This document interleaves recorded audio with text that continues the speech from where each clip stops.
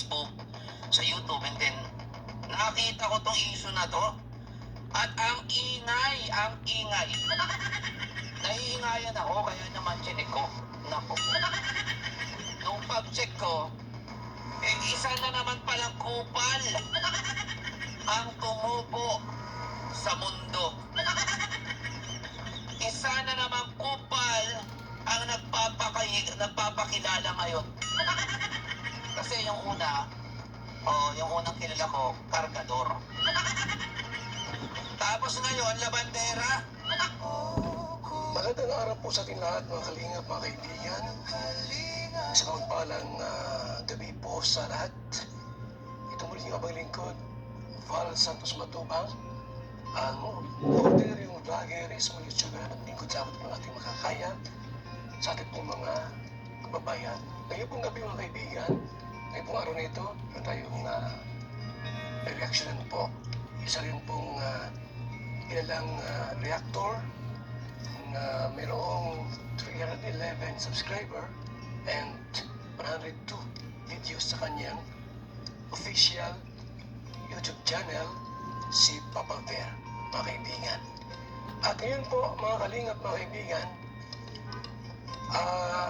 ating silipin po yung kanyang kauna-unahang reaction about kay Beyonce. Tinawag niyang Bianti. Ito po ang video, mga kaibigan. Magbibigay lang po ako ng reaction dito, pero sasabihin ko na hindi ito yung unang magiging reaction ko dito. Okay?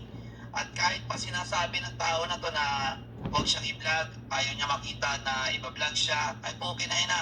Wala akong pakialam kahit bag, kaso pa yan.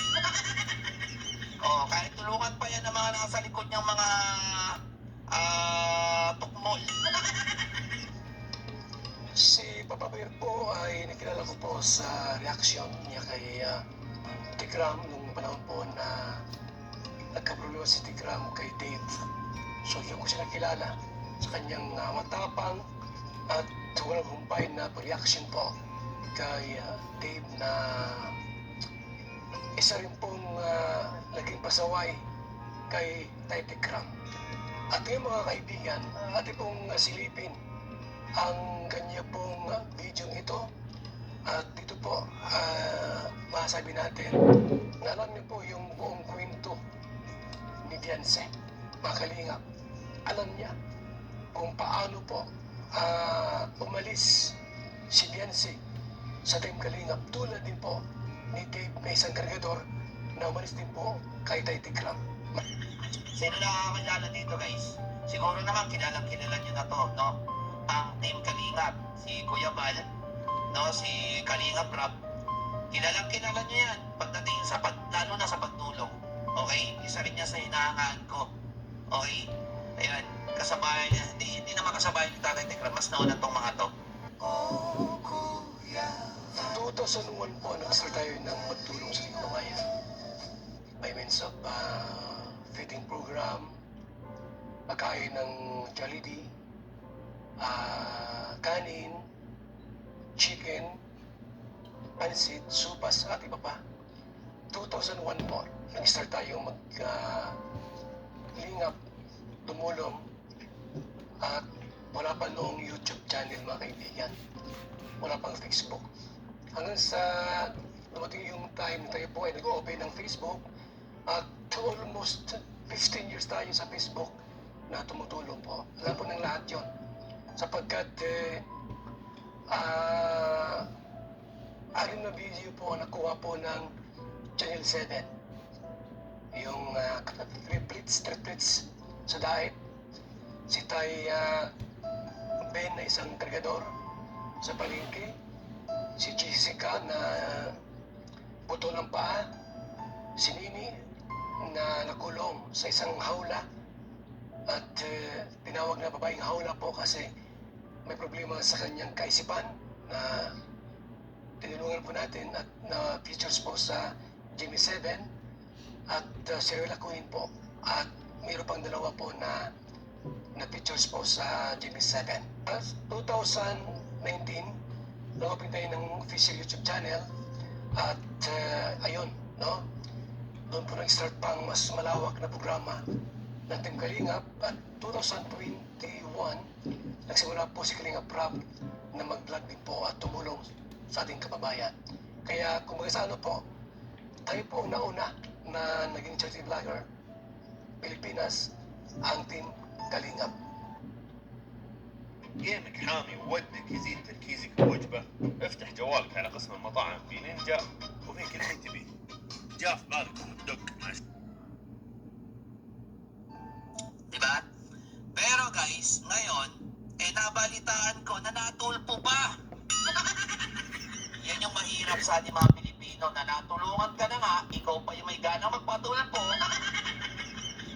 Yun ang mahirap mga Kalingap na kaibigan, na ikaw pa yung tumulong, ikaw pa yung may patulpo.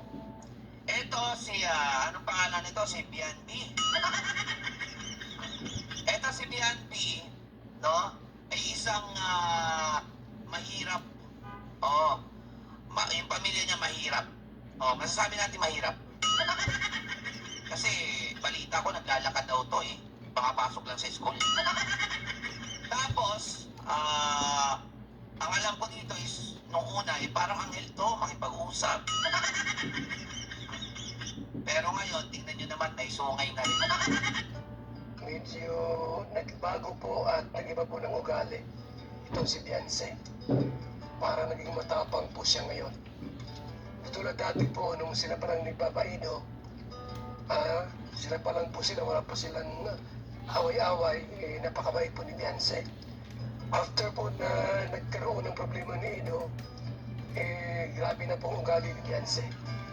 Pati kami, damay-damay na po. Hindi ko alam kung bakit naging ganun siya, no?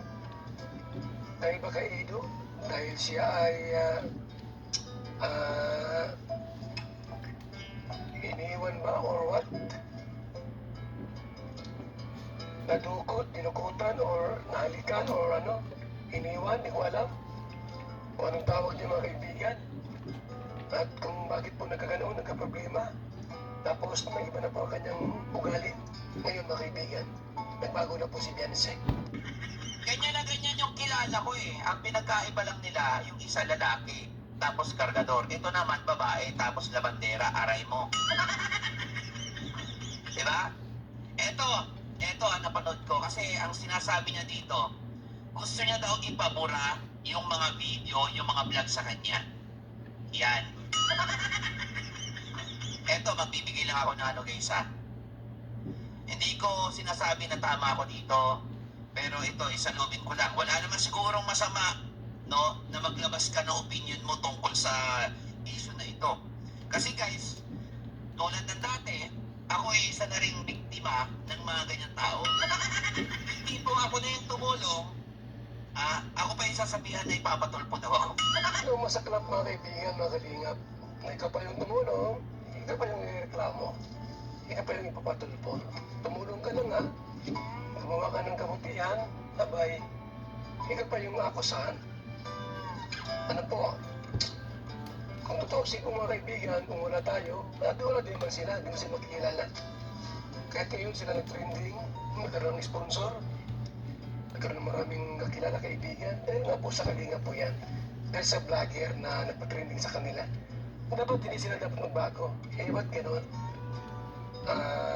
Nagbago na, tapos sisiraan ka pa.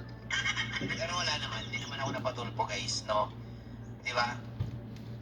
Wala namang sponsor yun na tutulong sa kanya. Hindi katulad ng mga to, ito, sila Bandera, si Bianpi, no? Na may sponsor na nasa likod. Kaya po malakas ang loob, kasi maraming sponsor, maraming tumulong. Pero, paano po kung dumating ang panahon? Yung mga sponsor na tumulong unti-unting alis at mawawala. Kaya malakas ang loob. Di ba? Ayan. Gusto, ito Bianpi, kung nakikinig ka. Wala naman akong galit sa'yo, pero sa ugali mo, sa ginagawa mo, doon sa mga taong tumulong sa'yo, nakakagalit yan.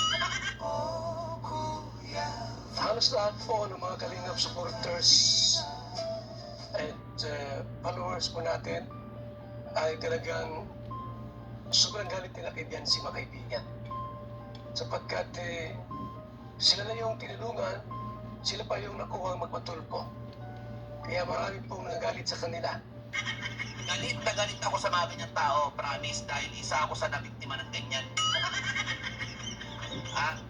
Gusto mong ipabura ang video at vlog sa'yo kasi gusto mo mawala ang lahat ng ebidensya kung paano naging mabuting tao sa'yo ang Team Kalingap. So isa po yan, mga kaibigan, kung bakit po gustong burahin, ipabura yung mga videos po para delete lahat at wala na tayo pwedeng ipakita no, na kung paano sila tinulungan ng Team Kalingap. Wala na ebidensya po pag lahat ay binura. Lahat ng mga vlogs mula sa simula kung gano'n sila kahirap gustong burahin para hindi makita po kung sino sila dati. Diba? Yan yung gusto mo. Kasi ang gusto mo, ma-highlight yung sinasabi mong hindi maganda laban sa kanila. Tulad na lamang yung sinasabi mo about kay Edo naman Yaki.